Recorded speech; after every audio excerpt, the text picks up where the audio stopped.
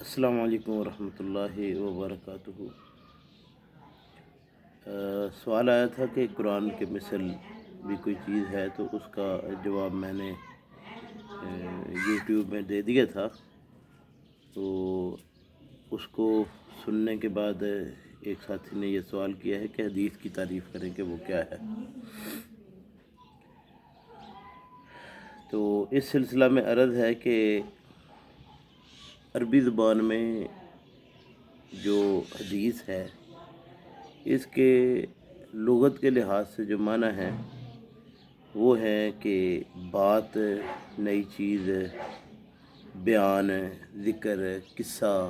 کہانی اور تاریخ وغیرہ۔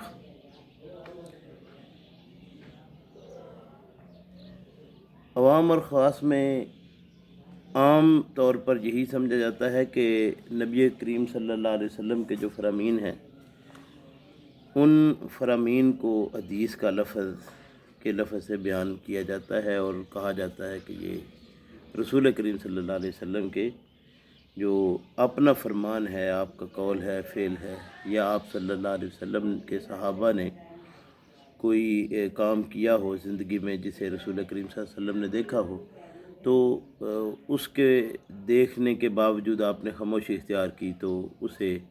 محدثین نے جب نوٹ کر دیا تو یہ ہمارے پاس ایک حدیث کی شکل میں آ گیا۔ مطلب یہ ہے کہ جب بھی حدیث کا لفظ بولا جاتا ہے تو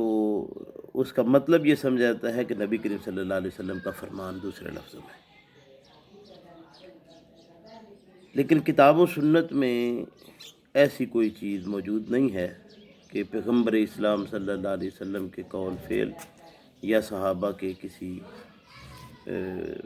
کام کو رسول کریم صلی اللہ علیہ وسلم نے دیکھ کر خاموشی اختیار کی ہو تو اسے ہی حدیث کہا جائے گا۔ حدث جو ہے، حدث، حدوث، حادثہ، یہ سارے اسی لفظ کے مادہ سے آگے جو الفاظ ہیں وہ بنے ہیں، تو ہماری عام بول چال میں یہ استعمال بھی ہوتے ہیں الفاظ، لیکن اس کے باوجود اس کو خصوصی طور پر یہ کہنا کہ نبی کریم صلی اللہ علیہ وسلم کے قول، فعل یا خبر جو ہے اس کو کہا جائے، تو یہ واقعہ کہاں سے پیش آیا، کس نے کہا، اسلام میں کہاں سے یہ بات داخل ہوئی، یہ شرع میں کیسے اس کو داخل کیا گیا، کیسے یہ بات قرار پائی، اس اصطلاح میں کیسے اسے شامل کیا گیا، اس کا کچھ بھی خبر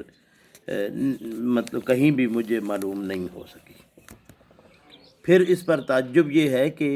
رسول کریم صلی اللہ علیہ وسلم کے قول کو، فعل کو، یا آپ صلی اللہ علیہ وسلم کے ساتھیوں کے قول، فعل کو، جو نبی کریم صلی اللہ علیہ وسلم کے زمانہ میں آپ کے سامنے یہ باتیں ہوئیں یا عمل ہوئے، اس کو جب لفظ حدیث سے تعبیر کر لیا گیا، تو اس تعبیر کرنے کے بعد، یہ تسلیم کر لینے کے بعد، یہ سمجھ لینے کے بعد کہ حدیث کا لفظ صرف اور صرف آپ صلی اللہ علیہ وسلم کے فرمان پر ہی بولا جا سکتا ہے، تو پھر اس کی آگے اقسام بیان کرنا، پھر اس کو حدیث صحیح، حدیث ضعیف، حدیث حسن، حدیث متصل، متواتر، مرسل، مرفوع، مشہور، تقریر، منقطع وغیرہ، حدیث موضوع، اس طرح کے الفاظ سے آپ نے اپنے خاص اصطلاحی معنوں میں بولنا اور اس کی وضاحت میں دفتر کے دفتر تخلیق کرنا، یہ بات مزید ایک تشویش کن اور عجیب ہے کہ یہ کیسے سامنے بات آ گئی۔ پھر جو لوگ ان باتوں میں مستقل اپنی زندگی گزار گئے، انہیں محدثین، فقیہان، علامہ، مولانا کے خطاب سے بھی نوازا گیا۔ اب اگر کوئی بات،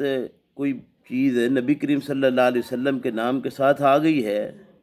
تو اس کو رسول کریم صلی اللہ علیہ وسلم کا فرمان تسلیم کر لینے کے بعد پھر ہم یہ کیسے کہہ سکتے ہیں کہ وہ صحیح نہیں ہے، ضعیف ہے، کمزور ہے؟ اور اگر کوئی شخص پیغمبر اسلام صلی اللہ علیہ وسلم کی قول، فعل کو تسلیم کر لینے کے بعد پھر یہ بات کہے کہ یہ ضعیف ہے، یہ موضوع ہے، یہ مرسل ہے، یہ مشہور ہے، یہ تقریر ہے، اس طرح کے الفاظ سے یعنی اس کو آگے وہ اس کی پرکھ شروع کر دے، تو میرے خیال میں تو کوئی مسلمان ہو تو وہ یہ کر ہی نہیں سکتا، وہ کون ہو، کہاں کا رہنے والا ہو، کیسا ہو، وہ کتنا بڑا عالم ہو، مفتی ہو، پیر ہو، بزرگ ہو، تو رسول کریم صلی اللہ علیہ وسلم کے قول، فعل اور عمل کو کوئی شخص کیسا بھی ہو، وہ پھر اس کے اوپر مزید بات کرنا اس کے لیے جائز، مناسب یا درست میرے خیال میں کسی حال میں نہیں ہے۔ پھر ایک دفعہ میں عرض کر دوں کہ حدیث کی تعریف کا سوال کیا گیا تھا۔ حدیث کی تعریف بیسک کیا ہے؟